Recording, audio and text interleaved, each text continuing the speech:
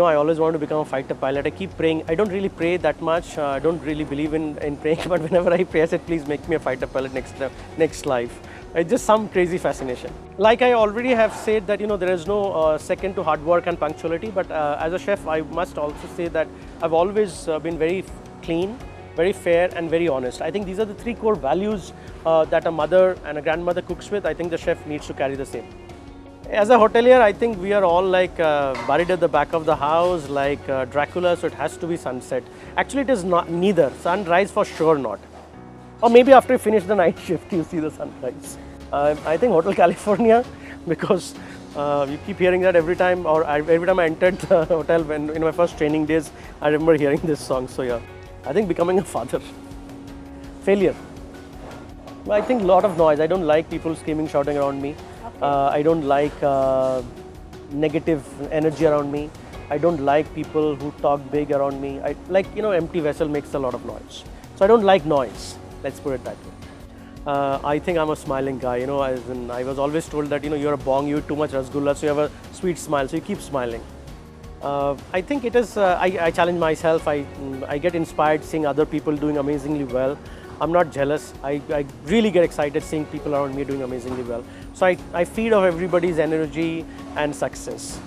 Many people, as in it's almost impossible to say one person.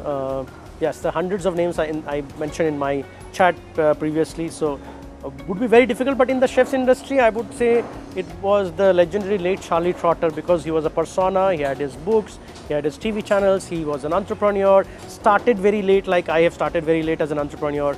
I think so he would probably be one that I always modeled myself after. I wouldn't say months, because I'm a turtle, I move very, very slow. I took 27 years to come this far. I think another decade or so I'll get somewhere.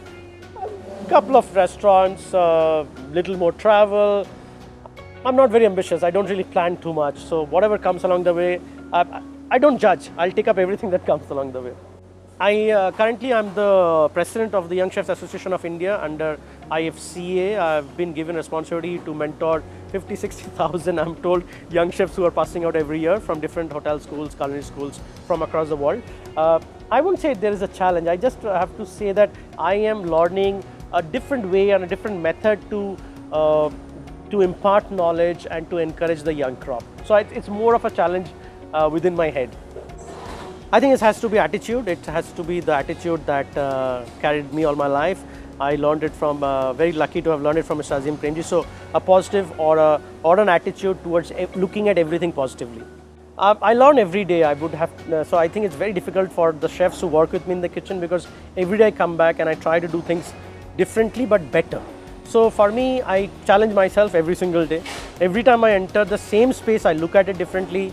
So yeah, it's a learning curve every day that I come to work. I think if you heard me closely, you'll hear about me talking about Mrs. Parveen Ghani, my training coordinator. I look up to as my godmother. As an after my mother, she is the most important person in my life. So I will always say there's no second to training. So if you look at me coming from the background, whatever I am today is purely because of the training and grooming imparted on me by Mrs. Parveen Ghani. So if you can find a good training cell, a good training manager or a mentor, please stick to him or her. That will change your life forever. Training is the most important thing in life.